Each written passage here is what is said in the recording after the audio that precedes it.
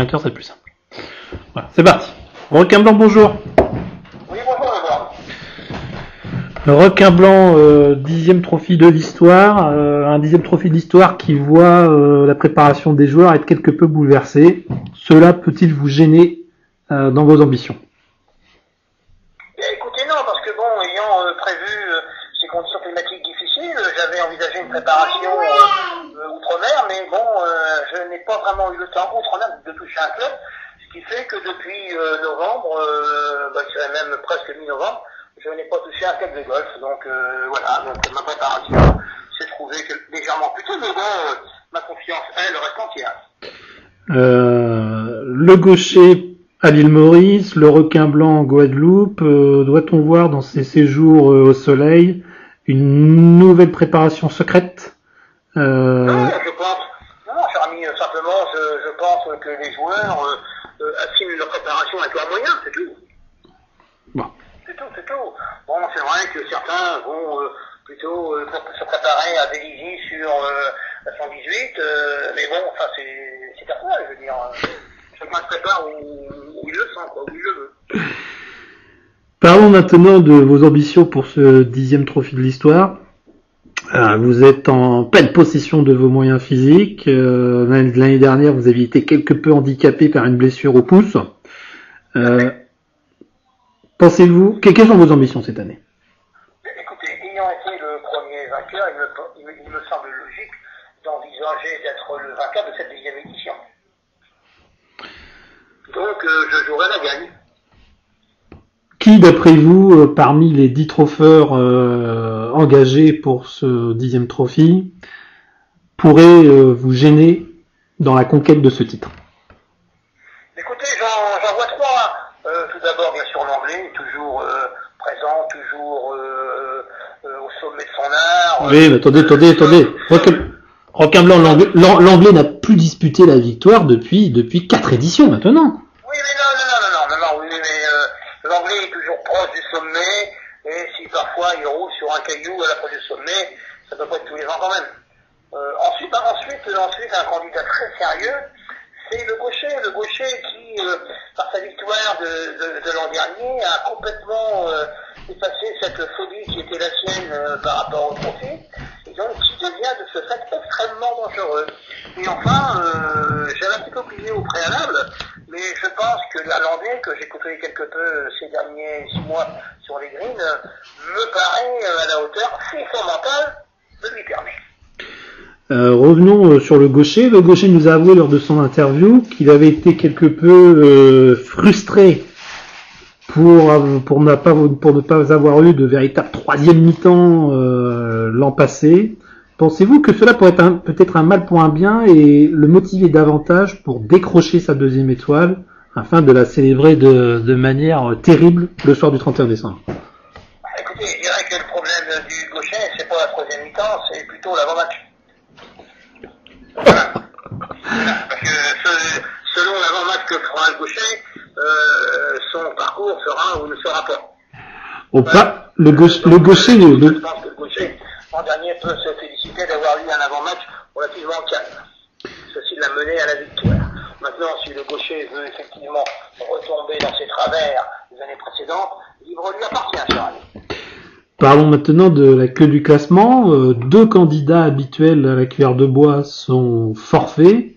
Pétrus, qui vient d'avoir donc un petit cheval de 4,5 kg avant-hier, et Prédateur, qui doit être à l'autre bout de la France quelques heures après le trophée, qui, pour des raisons logistiques, ne peut se joindre à nous. Donc, quels sont d'après vous les candidats à cette cuillère de bois 2010?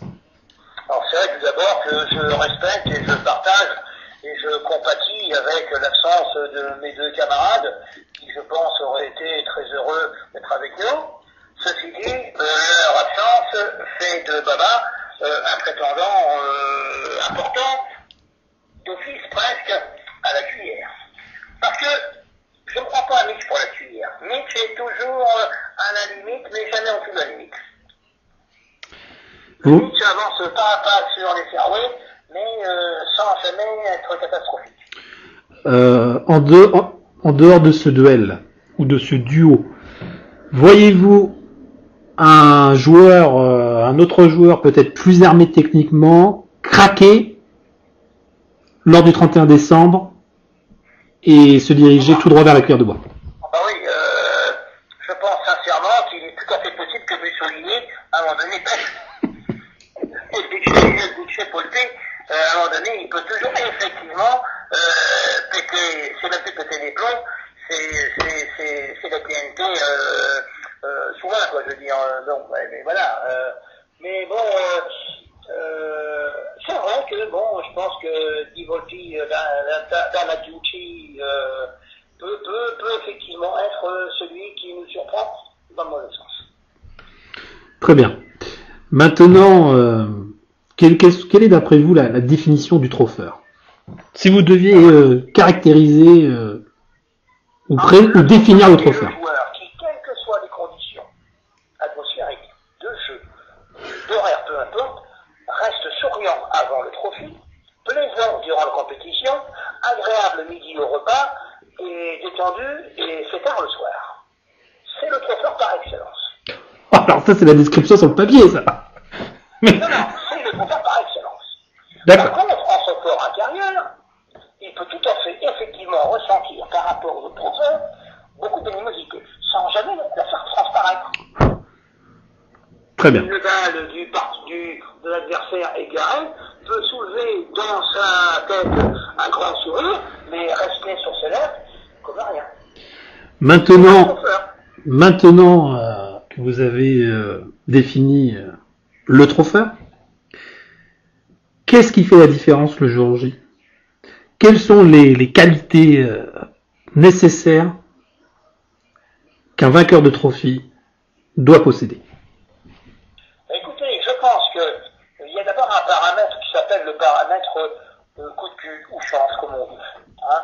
Un arbre qui envoie la balle sur le fairway, entre parenthèses irlandais, une balle qui s'arrête à 5 cm du bunker, une balle qu'on retrouve alors que tout le monde la croyait perdue, n'est-ce pas le gaucher?